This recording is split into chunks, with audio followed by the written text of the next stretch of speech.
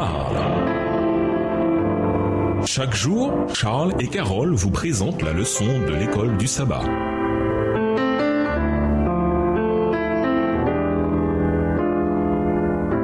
Bienvenue dans votre émission. Dieu nous parle. Nous voilà à la leçon numéro 6, Souffrir pour Christ. Étude de la semaine, 1 Pierre 1, verset 6, 1 Pierre 3, les versets 13 à 22, 2 Timothée 3, verset 12, 1 Pierre 4, les versets 12 à 14, Apocalypse 12, verset 1, 1 Pierre 4, versets 17 à 19. Verset mémorisé, c'est à cela en effet que vous avez été appelés parce que le Christ lui-même a souffert pour vous, vous laissant un exemple afin que vous suiviez ses traces. 1 Pierre 2, verset 21. L'histoire de la persécution au premier siècle de l'ère chrétienne est bien connue. La Bible elle-même, en particulier le livre des Actes, nous donne des aperçus de ce qui attendait l'Église. La persécution, avec le lot de souffrances qu'elle entraîne, est également une réalité présente dans la vie des chrétiens auxquels Pierre écrit. Dans le premier chapitre, Pierre fait ce commentaire. « Quoique vous soyez maintenant pour un peu de temps, puisqu'il le faut attrister par diverses épreuves, afin que la qualité éprouvée de votre foi, bien plus précieuse que l'or périssable, quoique éprouvée par le feu, se trouve être un sujet de louange, de gloire et d'honneur à la révélation de Jésus-Christ. » 1 Pierre 1, les versets 6 et 7. L'un des tout derniers commentaires de la lettre évoque la même idée.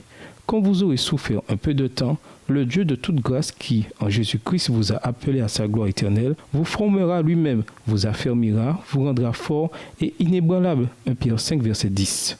En l'espace de cette courte épître, on compte pas moins de 3 longs passages qui traitent de la souffrance qu'endurent les lecteurs de Pierre pour Christ. 1 Pierre 2, les versets 18 à 25, 1 Pierre 3, les versets 13 à 21, 1 Pierre 4, les versets 12 à 19. La souffrance causée par la persécution est donc un thème majeur de 1 Pierre et c'est ce que nous allons étudier. Et nous vous laissons avec cette pensée du jour. Souffrez-vous en ce moment? Si oui, souvenez-vous des souffrances du Sauveur, car par elles, nous avons l'espérance de la résurrection et du retour imminent de Jésus. Au revoir. Et à demain si Dieu veut. Dieu nous parle. Chaque jour, Charles et Carole vous présentent la leçon de l'école du sabbat.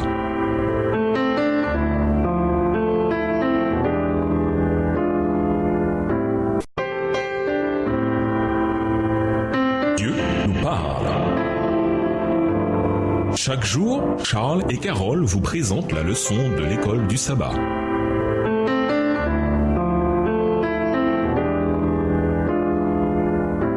Bienvenue à votre émission. Dieu nous parle. Nous voilà à la leçon de dimanche. Persécution des premiers chrétiens. Lisons 1 Pierre 1, verset 6 et 1 Pierre 5, verset 10. De quoi parle Pierre et comment préconise-t-il à ses lecteurs de réagir face à ce qu'ils doivent affronter? 1 Pierre 1, verset 6. C'est là ce qui fait votre joie, quoique maintenant, puisqu'il le faut, vous soyez attristés pour un peu de temps par diverses épreuves. 1 Pierre 5, verset 10. Le Dieu de toute grâce qui vous a appelé en Jésus-Christ à sa gloire éternelle, après que vous aurez souffert un peu de temps, vous perfectionnera lui-même, vous affermira, vous fortifiera, vous rendra inébranlable. Pendant les premiers siècles, le simple fait d'être chrétien pouvait vous condamner à une mort atroce. Une lettre adressée à l'empereur romain Trajan illustre combien la sécurité des premiers chrétiens était précaire. Cette lettre venait de Pline le Jeune, qui était à l'époque gouverneur de la province de la Bithynie et du Pont, de 111 à 113 après Jésus-Christ, 2 des régions mentionnées dans 1 Pierre 1, verset 1. Pline avait écrit à Trajan pour lui demander la marche à suivre face à des gens que l'on accusait d'être chrétiens. Ceux qui se disaient chrétiens, il expliquait les avoir exécutés. D'autres disaient qu'ils avaient autrefois été chrétiens, mais qu'ils ne l'étaient plus. Pour vérifier leur dire, Pline leur demandait d'offrir de l'encens à des statues de Trajan et à d'autres dieux et de maudire Jésus. Le culte d'un empereur vivant était rarement pratiqué à Rome, bien que dans la partie orientale de l'Empire romain, là où un Pierre est envoyé, les empereurs permettaient et parfois encourageaient la construction de temples à leur gloire. Certains de ces temples avaient leur propre prêtres et leurs autels sur lesquels on faisait les sacrifices. Quand Pline voulait que les chrétiens montrent leur loyauté envers l'Empire, en offrant de l'encens et en adorant une statue de l'empereur, il suivait une pratique établie de longue date en Asie mineure. Au 1er siècle, les chrétiens ont dû faire face à de graves périls, pour la simple raison qu'ils étaient chrétiens. Ce fut particulièrement vrai sous le règne de Néron, 54 à 68 après Jésus-Christ, et Domitien, 81 à 96 après Jésus-Christ. Pourtant, la persécution décrite dans 1 Pierre est de genre plus local. Dans la lettre, on ne trouve pas beaucoup d'exemples des persécutions dont Pierre parle, mais il y avait peut-être les fausses accusations, 1 Pierre 2, verset 12, les injures et les reproches, 1 Pierre 3, verset 9, et 1 Pierre 4, verset 14. Quand les épreuves étaient sévères, elles ne menaient pas, semble-t-il, aux incarcérations générales ou à la mort, en tout cas à cette époque. Malgré tout, vivre comme chrétien mettait les croyants en porte-à-faux sur des éléments importants de la société du 1er siècle, et ils pouvaient souffrir à cause de leur croyance. Ainsi, Pierre répond à une préoccupation sérieuse en écrivant cette première épître. Et nous vous laissons cette question de réflexion. Que faites-vous lorsque vous voyez une personne persécutée? Vous taisez-vous? L'aidez-vous? Au revoir. Et à demain si Dieu veut. Dieu nous parle. Chaque jour, Charles et Carole vous présentent la leçon de l'école du sabbat.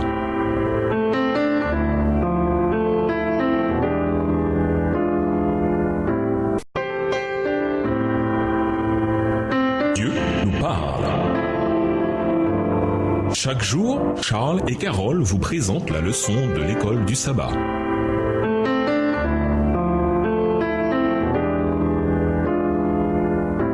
Bienvenue dans votre émission. Dieu nous parle. Nous voilà à la leçon de lundi, la souffrance et l'exemple de Christ. Lisons 1 Pierre 3, les versets 13 à 22 du début à la fin. Comment les chrétiens doivent-ils réagir devant ceux qui les font souffrir à cause de leur foi? Quel est le lien entre les souffrances de Jésus et les souffrances traversées par les croyants à cause de leur foi? 1 Pierre 3, les versets 13 à 22. Et qui vous maltraitera si vous êtes zélés pour le bien? D'ailleurs, quand vous souffririez pour la justice, vous seriez heureux. N'ayez d'eux aucune crainte et ne soyez pas troublés, mais sanctifiez dans vos cœurs Christ le Seigneur, étant toujours prêt à vous défendre avec douceur et respect devant quiconque vous demande raison de l'espérance qui est en vous, et ayant une bonne conscience, afin que là même où ils vous calomnient comme si vous étiez des malfaiteurs, ceux qui décrient votre bonne conduite en Christ soient couverts de confusion. Car il vaut mieux souffrir, si telle est la volonté de Dieu, en faisant le bien qu'en faisant le mal. Verset 18. Christ aussi a souffert une fois pour les péchés, lui aussi pour des injustes, afin de nous amener à Dieu, ayant été mis à mort quant à la chair, mais ayant été rendu vivant quant à l'esprit, dans lequel aussi il est allé prêcher aux esprits en prison, qui autrefois avaient été incrédules, lorsque la patience de Dieu se prolongeait au jour de Noé, pendant la construction de l'arche, dans laquelle un petit nombre de personnes, c'est-à-dire 8, furent sauvées à travers l'eau. Cette eau était une figure du baptême qui n'est pas la purification des souillures du corps, mais l'engagement d'une bonne conscience envers Dieu et qui maintenant vous sauve vous aussi par la résurrection de Jésus-Christ, qui est à la droite de Dieu depuis qu'il est allé au ciel et que les anges, les autorités et les puissances lui ont été soumis. Quand Pierre dit, d'ailleurs, quand vous souffririez pour la justice, heureux seriez-vous. 1 Pierre 3, verset 14. Il ne fait que répéter les paroles de Jésus. Heureux ceux qui sont persécutés à cause de la justice, car le royaume des cieux est à eux. Matthieu 5, verset 10. Il dit ensuite que les chrétiens ne doivent pas craindre ceux qui les attaquent, mais qu'ils doivent sanctifier, révérer Christ comme Seigneur dans leur cœur. 1 Pierre 3, verset 15. Cette confirmation de Jésus dans leur propre cœur les aidera à calmer la peur qu'ils doivent affronter de la part de leurs adversaires. Il laisse ensuite entendre que les chrétiens doivent toujours être à même d'expliquer l'espérance qui est la leur, mais de le faire de manière engageante, avec douceur et crainte. Crainte est parfois traduit par respect. Voir 1 Pierre 3, les versets 15 et 16. Pierre insiste, les chrétiens doivent s'assurer de ne pas donner aux autres une raison de les accuser. Ils doivent garder leur conscience pure. 1 Pierre 3, verset 16. C'est important car ceux qui accusent un chrétien seront couverts de honte par la vie irréprochable de ce dernier. Clairement, il n'y a aucun mérite à souffrir en étant un malfaiteur. 1 Pierre 3, verset 17. C'est souffrir en faisant le bien, en faisant ce qu'il faut, qui fait toute la différence. Mieux vaut en effet souffrir en faisant le bien, si telle est la volonté de Dieu, qu'en faisant le mal. 1 Pierre 3, verset 17. Pierre donne ensuite l'exemple de Jésus. Christ lui-même a souffert pour la justice. La sainteté et la pureté de sa vie étaient un reproche constant pour ceux qui le haïssaient. Si quelqu'un a souffert pour avoir fait le bien et non le mal, c'est bien Jésus. Mais sa souffrance a également procuré le seul moyen de salut. Il est mort à la place des pécheurs, lui, juste pour des injustes. 1 Pierre 3, verset 18, afin que ceux qui croient en lui aient la promesse de la vie éternelle. Avez-vous déjà souffert, non parce que vous aviez fait le mal, mais parce que vous aviez fait le bien? Dans quelles circonstances et qu'avez-vous appris sur ce que signifie être un chrétien et refléter le caractère de Christ?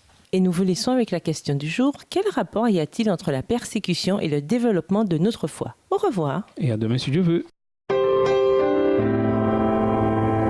Dieu nous parle. Chaque jour, Charles et Carole vous présentent la leçon de l'école du sabbat.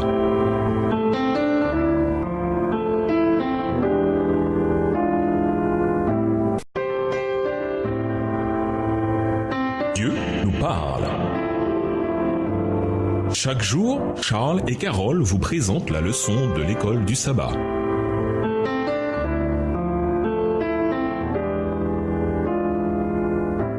Bienvenue à votre émission. Dieu nous parle. Voilà la leçon de mardi, l'épreuve du feu. Lisons 1 Pierre 4, les versets 12 à 14. Pourquoi Pierre dit-il qu'il ne devrait pas être surpris de souffrir? Voyons également 2 Timothée 3, 12 et Jean 15, verset 18. 1 Pierre 4, les versets 12 à 14. Bien-aimés, ne soyez pas surpris comme d'une chose étrange qui vous arrive de la fournaise qui est au milieu de vous pour vous éprouver. Réjouissez-vous au contraire de la part que vous avez aux souffrances de Christ, afin que vous soyez aussi dans la joie et dans l'allégresse lorsque sa gloire apparaîtra. Si vous êtes outragés pour le nom de Christ, vous êtes heureux, parce que l'Esprit de gloire, l'Esprit de Dieu repose sur vous. 2 Timothée 3, verset 12. Or, tous ceux qui veulent vivre pieusement en Jésus-Christ seront persécutés. Jean 15, verset 18. Si le monde vous hait, sachez qu'il m'a haï avant vous. Pierre dit clairement qu'être persécuté pour être chrétien, c'est être participant de la souffrance de Christ. Cela ne doit pas nous surprendre. Au contraire, comme Paul le dit, tous ceux d'ailleurs qui veulent vivre pieusement en Christ Jésus seront persécutés. 2 Timothée 3, verset 12 dans la version Colombe. Jésus lui-même a averti ses disciples de ce qu'ils devraient affronter. Alors on vous livrera au tourment et l'on vous fera mourir et vous serez haïs de toutes les nations à cause de mon nom. Et ce sera pour beaucoup une occasion de chute. Ils se trahiront, se haïront les uns les autres. Matthieu 24, les versets 9 et 10 dans la version Colombe. D'après Ellen G. White, il en sera de même pour tous ceux qui veulent vivre pieusement en Jésus-Christ. Les croyants pénétrés de l'Esprit du Sauveur peuvent s'attendre à être blâmés et persécutés. La forme de persécution diffère suivant les époques, mais le principe, l'esprit qui la caractérise est le même que celui qui, depuis le temps d'Abel, a fait mettre à mort les élus du Seigneur. Lisons Apocalypse 12, verset 17. Que dit ce verset sur la réalité de la persécution pour les chrétiens au dernier jour? Apocalypse 12, verset 17.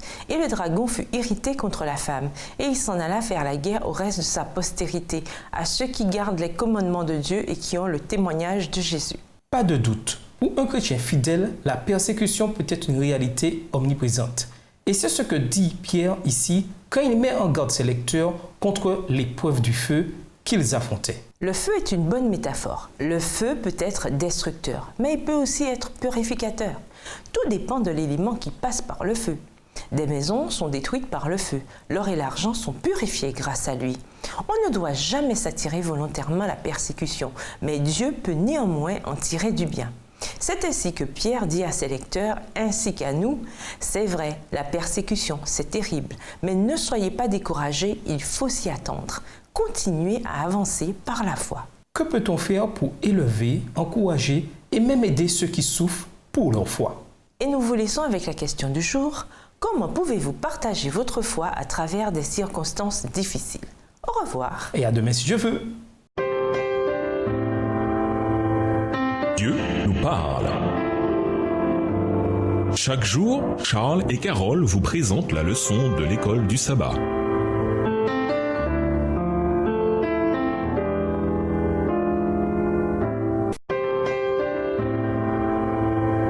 Dieu nous parle.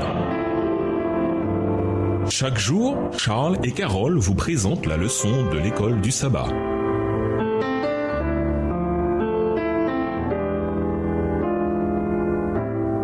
dans votre émission Dieu nous parle. Nous voilà à la leçon de mercredi, le jugement et le peuple de Dieu. Comparons 1 Pierre 4, les versets 17 à 19 avec Ésaïe 10, les versets 11 et 12 et Malachie 3, les versets 1 à 6. 1 Pierre 4, les versets 17 à 19. Car c'est le moment où le jugement va commencer par la maison de Dieu. Or, si c'est par nous qu'il commence, quelle sera la fin de ceux qui n'obéissent pas à l'évangile de Dieu? Et si le juste se sauve avec peine, que deviendront l'impie et le pécheur? Ainsi que ceux qui souffrent selon la volonté de Dieu remettent leurs âmes au fidèle Créateur en faisant ce qui est bien. Ésaïe 10, le verset 10, « De même que ma main a atteint les royaumes des idoles, où il y avait plus d'images qu'à Jérusalem et à Samarie. » Verset 12, « Mais quand le Seigneur aura accompli toute son œuvre sur la montagne de Sion et à Jérusalem, je punirai le roi d'Assyrie pour le fruit de son cœur orgueilleux et pour l'arrogance de ses regards hautains. » Malachie 3, les versets 1 à 6. « Voici, j'enverrai mon messager. Il préparera le chemin devant moi, et soudain entrera dans son temple le Seigneur que vous cherchez, et le messager de l'alliance que vous désirez. Voici, il vient de l'Éternel des armées. Qui pourra soutenir le jour de sa venue? Qui restera debout quand il paraîtra? Car il sera comme le feu du fondeur, comme la potasse des foulons. Il s'assiera, fondra et purifiera l'argent. Il purifiera les fils de Lévi. Il les épurera comme on épure l'or et l'argent. Et ils présenteront à l'Éternel des offrandes avec justice. Alors l'offrande de Juda et de Jérusalem sera agréable à l'Éternel, comme aux anciens jours, comme aux années d'autrefois. Je m'approcherai de vous pour le jugement et je me hâterai de témoigner contre les enchanteurs et les adultères, contre ceux qui jurent faussement, contre ceux qui retiennent le salaire du mercenaire, qui oppriment la veuve et l'orphelin, qui font tort à l'étranger et ne me craignent pas, dit l'Éternel des armées. Car je suis l'Éternel, je ne change pas, et vous, enfants de Jacob, vous n'avez pas été consumés. Dans tous ces passages, le processus du jugement commence par le peuple de Dieu. Pierre associe même les souffrances de ses lecteurs au jugement de Dieu. Pour lui, les souffrances que traversent ses lecteurs chrétiens peuvent n'être rien d'autre que le jugement de Dieu qui commence par la maison de Dieu, ainsi que ceux qui souffrent selon la volonté de Dieu remettent leur âme au fidèle Créateur en faisant le bien. 1 Pierre 4, le verset 19 dans la version Colombe. Lisons Luc 18 et versets 1 à 8. En quoi ce passage nous aide-t-il à comprendre le jugement de Dieu? Luc 18, les versets 1 à 8. Jésus leur adressa une parabole pour montrer qu'il faut toujours prier et ne point se relâcher. Il dit, « Il y avait dans une ville un juge qui ne craignait point Dieu et qui n'avait d'égard pour personne. Il y avait aussi dans cette ville une veuve qui venait lui dire, « Fais-moi justice de ma partie adverse. » Pendant longtemps, il refusa, mais ensuite il dit en lui-même, « Quoique je ne craigne point Dieu et que je n'ai point d'égard pour personne, néanmoins, parce que cette veuve m'importune, je lui ferai justice, afin qu'elle ne vienne pas sans cesse me rompre la tête. » Le Seigneur ajouta, « Entendez ce que dit le juge inique. Et Dieu ne fera-t-il pas justice à ses élus qui crient à lui jour et nuit, et tardera-t-il à leur égard? Je vous le dis, il leur fera promptement justice. Mais quand le Fils de l'homme viendra, trouvera-t-il la foi sur la terre? » Au temps biblique, le jugement était globalement très attendu. L'image de la pauvre veuve dans Luc 18 et versets 1 à 8 saisit bien l'attitude générale face au jugement. La veuve sait qu'elle aura gain de cause seulement si elle peut trouver un juge qui acceptera de traiter son affaire. Elle n'a pas suffisamment d'argent ni un statut suffisamment élevé pour se faire entendre, mais elle finit par persuader le juge de l'écouter et de lui donner ce qui lui revient. Comme Jésus le dit, et Dieu ne ferait pas justice à ceux qu'il a choisis alors qu'ils crient vers lui jour et nuit. Luc 18, verset 7. Le péché a amené le mal dans le monde et depuis des siècles, le peuple de Dieu attend qu'il rétablisse l'ordre des choses. Qui ne craindrait et ne glorifierait ton nom, Seigneur? Toi seul es saint. En effet, toutes les nations viendront et se prosterneront devant toi parce que ta justice s'est manifestée. Apocalypse 15, verset 4. Pensez à tout le mal qui demeure impuni dans le monde. Pourquoi dans ce cas la notion de justice et du juste jugement de Dieu est-elle si cruciale pour nous chrétiens? Quelle espérance retirez-vous de la promesse que justice sera faite? Et nous vous laissons avec la question du jour. Quelle est la raison d'être chrétien si nous ne subissons aucune épreuve de notre foi en vue d'une foi accrue? Au revoir. Et à demain si Dieu veut. Dieu nous parle. Chaque jour, Charles et Carole vous présentent la leçon de l'école du sabbat.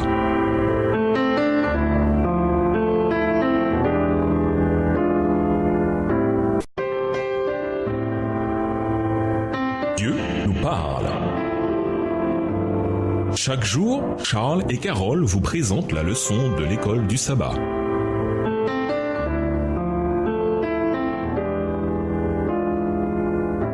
Bienvenue dans votre émission. Dieu nous parle. Voilà la leçon de jeudi, la foi dans les épreuves. Comme nous l'avons vu, Pierre écrivait à des croyants qui souffraient pour leur foi.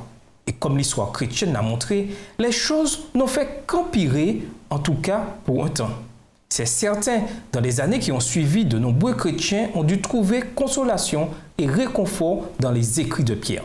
Pourquoi la souffrance? Voilà bien l'éternelle question. Le livre de Job, l'un des premiers livres de la Bible à avoir été écrit, a pour thème clé la souffrance. En effet, s'il y a quelqu'un à part Jésus qui a souffert, non comme meurtrier, comme voleur, parce qu'il fait le mal, ou parce qu'il se mêle des affaires d'autrui, 1 Pierre 4, verset 15, c'est bien Job. Après tout, même Dieu a dit de Job, « As-tu remarqué Job, mon serviteur? Il n'y a personne comme lui sur la terre. C'est un homme intègre et droit, qui craint Dieu et s'écarte du mal. » Job 1, verset 8. Et pourtant, voyez ce que le pauvre Job a enduré, non parce qu'il était mauvais, mais parce qu'il était droit. En quoi ces textes contribuent-ils à répondre à la question de l'origine de la souffrance? 1 Pierre 5, verset 8, Apocalypse 12, verset 9 et Apocalypse 2, verset 10. 1 Pierre 5, verset 8. « Soyez sobres, veillez, votre adversaire le diable rôde comme un lion rugissant, cherchant qui il dévorera. » Apocalypse 12, verset 9. Et il fut précipité le grand dragon, le serpent ancien, appelé le diable et Satan, celui qui séduit toute la terre. Il fut précipité sur la terre et ses anges furent précipités avec lui. Apocalypse 2, verset 10. « Ne crains pas ce que tu vas souffrir. Voici le diable jettera quelques-uns de vous en prison afin que vous soyez éprouvés et vous aurez une tribulation de 10 jours. Sois fidèle jusqu'à la mort et je te donnerai la couronne de vie. » Pour faire court, nous souffrons parce que nous sommes en plein cœur d'un conflit entre Christ et Satan. Ce n'est pas une simple métaphore, un simple symbole du bien et du mal présent dans notre nature. Le diable est réel et Jésus aussi est réel et ils se battent vraiment avec les humains pour enjeu. Lisons 1 Pierre 4, le verset 19. En quoi ce que Pierre a écrit nous aide-t-il dans nos difficultés présentes? 1 Pierre 4, verset 19. Ainsi que ceux qui souffrent selon la volonté de Dieu remettent leurs âmes au fidèle Créateur en faisant ce qui est bien. Quand nous souffrons, en particulier quand cette souffrance n'est pas une conséquence directe de nos mauvaises actions, nous posons naturellement la même question que Job. Pourquoi? Et souvent, nous n'avons pas de réponse. Comme dit Pierre, tout ce que nous pouvons faire, même dans notre souffrance, c'est confier notre âme à Dieu, lui faire confiance, lui, le fidèle Créateur, et continuer à faire le bien. 1 Pierre 4, le verset 19. Pourquoi le fait de connaître le caractère de Dieu personnellement, de connaître sa bonté et son amour personnellement, est-il si crucial pour un chrétien, en particulier un chrétien qui souffre? Comment apprendre à mieux connaître Dieu et la réalité de son amour? Et nous vous laissons avec la question du jour. La souffrance pour le Christ est-elle un test de loyauté envers Dieu et une épreuve d'endurance spirituelle? Au revoir. Et à demain si Dieu veut.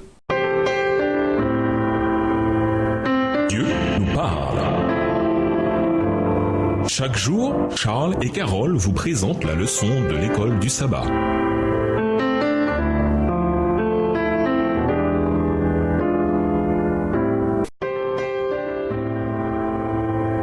Dieu nous parle.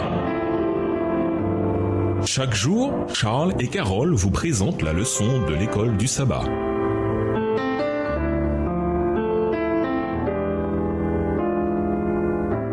Bienvenue dans votre émission. Dieu nous parle. Voilà la leçon de vendredi. Pour aller plus loin, l'étude de dimanche abordait la persécution des chrétiens. Voici un plus long extrait de cette fameuse lettre écrite à l'empereur à propos des souffrances endurées par les chrétiens en ces premiers siècles. Voici la règle que j'ai suivie envers ceux qui m'étaient déférés comme chrétiens. Je leur ai demandé à eux-mêmes s'ils étaient chrétiens. À ceux qui avouaient, je les demandais une seconde et une troisième fois en les menaçant du supplice. Ceux qui persévéraient, je les ai fait exécuter. Quoi que signifiât leur aveu, j'étais sûr qu'il fallait punir du moins cet entêtement et cette obstination inflexible.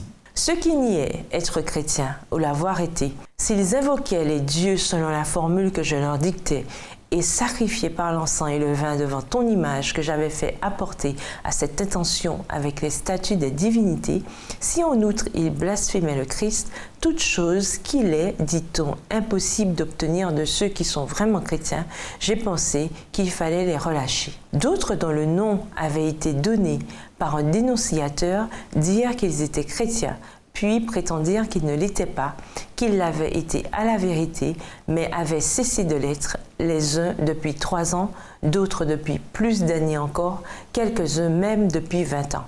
Tous ceux-là aussi ont adoré ton image ainsi que les statues des dieux et ont blasphémé le Christ. À méditer, quelle était la principale difficulté que devaient affronter les chrétiens comme le révèle cette lettre de Pline citée plus haut? Quel parallèle y a-t-il ici avec ce qui arrivera au dernier jour, comme nous le révèle le message du 3e ange d'Apocalypse 14, versets 9 à 12? Qu'est-ce que cela nous indique sur certaines des questions sous-jacentes du grand conflit lui-même? Ceux qui honoreront la loi de Dieu seront accusés d'attirer les jugements divins sur le monde. Ils seront considérés comme étant la cause des terribles convulsions de la nature, des conflits et massacres qui surviendront parmi les hommes et qui remplissent la terre de malheur. La puissance qui accompagnait le dernier avertissement aura rendu les méchants enragés. Leur colère s'allumera contre tous ceux qui ont accepté ce message, et Satan portera à un degré encore plus grand l'esprit de haine et de persécution. Nous ne savons pas quand tout cela arrivera, mais comment être prêt à affronter l'opposition pour notre foi, quelle que soit la forme qu'elle prendra? Quelle est la clé pour être prêt? Pour conclure, les membres de l'Église chrétienne primitive faisaient face à un dilemme de taille: suivre Jésus ou se conformer aux exigences du gouvernement romain. Pour ceux qui croyaient en Jésus, cependant, ceci n'était pas même un choix. Ne pas croire en Jésus ou ne pas marcher sur ses pas aurait été bien pire que la persécution romaine. Combien d'entre nous ont été menacés d'une véritable persécution au cours de leur vie? On peut facilement se la couler douce dans sa marche chrétienne et la vivre sans la passion et la persévérance de l'Église primitive. Cependant, nous ne devrions jamais prendre pour acquis que vivre et souffrir pour Jésus est un privilège. Au revoir. Et à demain si je veux. Dieu nous parle. Chaque jour, Charles et Carole vous présentent la leçon de l'école du sabbat.